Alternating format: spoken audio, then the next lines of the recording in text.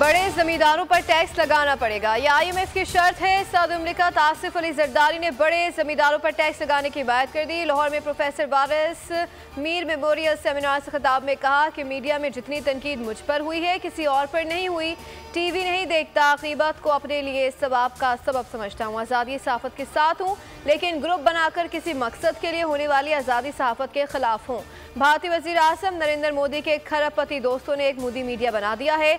आज social media का दौर है, हर बात दुनिया के सामने रखी जा सकती है, लेकिन सोशल मीडिया पे भी ग्रुपिंग नजर आती है।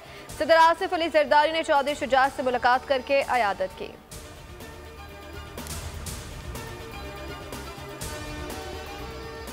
अब नई तरमीम के तहत सिर्फ मुल्क की सबसे बड़ी एक ही एजेंसी फ़ोन रिकॉर्ड कर सकेगी। अगर ये हमें नहीं सुनेंगे तो अपोजिशन लीडर को भी कोई नहीं सुनेगा। वज़ीर कानून आसम नज़ीर तारा का कौमी असम्बली में खिताब कहा, 1996 से ये कानून बना हुआ है। अपोजिशन लीडर समेत किसी ने आज तक इसको तब्दील नहीं किया।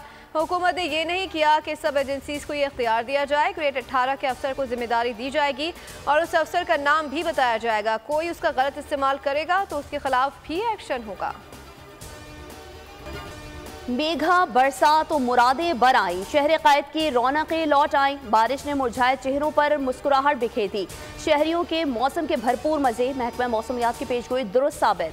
कराची के मुख्तलिफ इलाकों में तेज बारिश, गुलशन इकबाल गुलिस्तान जौहर में बादोबारा, मलिर कालाबोर्ड कोरंगी सदर एमजिना रोड में भी जलथलेक हो गया। मुख्तलिफ इलाकों में बारिश के बावजूद मुतादिद इलाके ताहाल बारिश के मुंतज़िर, गर्मी और हब्स से बेहाल हैं।